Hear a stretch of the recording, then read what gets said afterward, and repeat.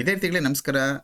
ನಾನು ನಿಮ್ಮ ರವಿಕುಮಾರ್ HHR ನವೋದಯ ತರಬೇತಿ ಕೇಂದ್ರದಿಂದ. ಪ್ರಿಯ ವಿದ್ಯಾರ್ಥಿಗಳೇ, ಈ ದಿನ ನಾವು ಈ ಗಣಿತ ವಿಷಯದಲ್ಲಿ ಈ ಭಾರತೀಯ ಸಂಖ್ಯಾ ಪದ್ಧತಿಯಲ್ಲಿ ಇರ್ತಕ್ಕಂಥದ್ದನ್ನು ಅಂತಾರಾಷ್ಟ್ರೀಯ ಸಂಖ್ಯಾ ಪದ್ಧತಿ ಯಾವ ರೀತಿ ಕನ್ವರ್ಟ್ ಮಾಡೋದು, ಅಂತಾರಾಷ್ಟ್ರೀಯ ಸಂಖ್ಯಾ ಪದ್ಧತಿಯಲ್ಲಿ ಇರ್ತಕ್ಕಂಥದ್ದನ್ನು ಭಾರತೀಯ ಸಂಖ್ಯಾ ಪದ್ಧತಿಗೆ ಯಾವ ರೀತಿ ಕಾನ್ಸೆಪ್ಟ್ ಮಾಡುವುದು ಅಂತಕ್ಕಂಥದ್ದನ್ನು ಇವೆರಡನ್ನೇ ನಾವು ನೋಡ್ತಾ ಹೋಗೋಣ.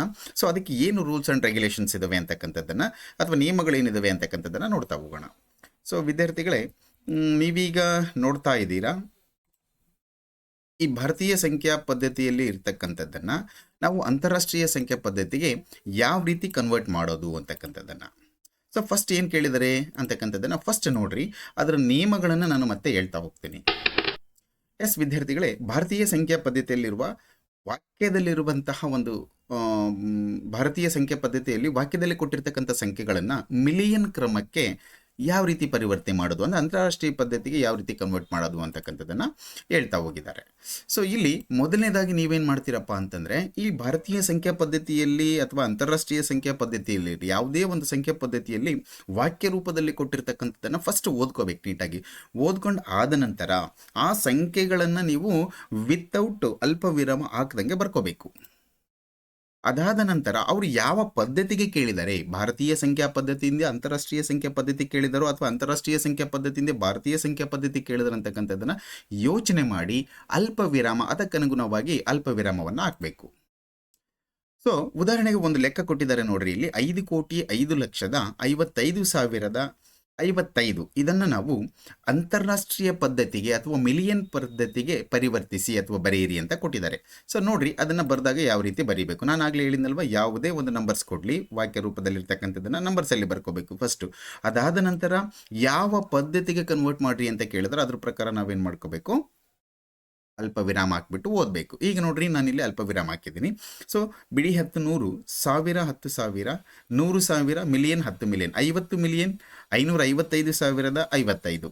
ಸೊ ಈ ರೀತಿ ನೀವು ಭಾರತೀಯ ಸಂಖ್ಯಾ ಪದ್ಧತಿಯಲ್ಲಿ ಕೊಟ್ಟಿರ್ತಕ್ಕಂಥ ಅಥವಾ ವಾಕ್ಯ ರೂಪದಲ್ಲೇ ಕೊಡಲಿ ಅಂಕೆ ರೂಪದಲ್ಲೇ ಕೊಡಲಿ ಅದನ್ನು ನಾವು ಈ ರೀತಿ ಕನ್ವರ್ಟ್ ಮಾಡ್ಕೋಬೇಕಾಗುತ್ತೆ. ನೆಕ್ಸ್ಟು ಅದನ್ನು ಅಕ್ಷರದಲ್ಲಿ ಬರೆದಾಗ ನಾವು ಅರೆ ಕೊಟ್ಬಿಟ್ಟಿದ್ದಾರೆ ಆಲ್ರೆಡಿ ಅಕ್ಷರದಲ್ಲಿ ಬರ್ತಿರ್ತಕ್ಕಂಥದ್ದು. ಓಕೆ, ನೆಕ್ಸ್ಟ್ ಒಂದು ಏನು ಕೊಟ್ಟಿದ್ದಾರೆ ಅಂತಕ್ಕಂಥದ್ದು ನೋಡೋದಾದರೆ, ಮಿಲಿಯನ್ ಕ್ರಮದಲ್ಲಿರ್ತಕ್ಕಂಥದ್ದನ್ನು ಭಾರತೀಯ ಸಂಖ್ಯೆಗೆ ಪರಿವರ್ತಿಸುವುದು. ನೋಡ್ರಿ, ಮಿಲಿಯನ್ ಕ್ರಮದಲ್ಲಿರ್ತಕ್ಕಂಥದ್ದನ್ನು ಅಕ್ಷರದಲ್ಲಿ ಕೊಟ್ಟಿರೋದನ್ನು ಅಲ್ಪ ವಿರಾಮ ಹಾಕಿದ ಅಂಕಿಗಳಿಗೆ ಬರ್ಕೋಬೇಕು ಮೊದಲನೇದಾಗಿ. ನೆಕ್ಸ್ಟ್ ನೋಡ್ರಿ, ಅವ್ರು ಕೊಟ್ಟಿದ್ದಾರೆ ಎಕ್ಸಾಂಪಲ್ 578,645,798 ಇದನ್ನು ಭಾರತೀಯ ಕ್ರಮಕ್ಕೆ ಪರಿವರ್ತಿಸಿ ನಂಬರಲ್ಲಿ ಬರ್ಕೊಂಡಿವಿ ನಾವು. ಅದಾದ ನಂತರ ಅಲ್ಪ ವಿರಾಮ ಹಾಕಿದ್ವಿ. ಅಲ್ಪ ವಿರಾಮ ಹಾಕಿ ನಂತರ ನಾವೇನು ಮಾಡಿದ್ವಿ, ಇಲ್ಲಿ ನೋಡ್ರಿ ಸಂಖ್ಯೆ ಇದು ವಾಕ್ಯ ರೂಪದಲ್ಲೂ ಸಹ ಬರೆದಿದ್ದೀವಿ. ಎಸ್, ನೆಕ್ಸ್ಟ್ ನೋಡೋದಾದರೆ ಮತ್ತೊಂದು ಎಕ್ಸಾಂಪಲ್ಸನ್ನು 5,435,275 ಇದನ್ನು ಅಂಕೆಗಳಿಗೆ ಭಾರತೀಯ ಸಂಖ್ಯಾ ಪದ್ಧತಿಯಲ್ಲಿ ಪರಿವರ್ತಿಸಿ. ನೋಡ್ರಿ, ಇಲ್ಲಿ ಕೊಟ್ಟಿದ್ದಾರೆ. ಎಸ್, ಈಗ ಬಂದಿದೆ. ನೆಕ್ಸ್ಟ್ ಅದನ್ನು ಅಲ್ಪ ವಿರಾಮ ಹಾಕಿದಾಗ ಈ ರೀತಿ ಬರುತ್ತೆ. ನೆಕ್ಸ್ಟ್ ಅದನ್ನು ಅಕ್ಷರದಲ್ಲಿ ಬರೆದಾಗ ಅಥವಾ ವಾಕ್ಯ ರೂಪದಲ್ಲಿ ಬರೆದಾಗ ಈ ರೀತಿ ಬರುತ್ತೆ.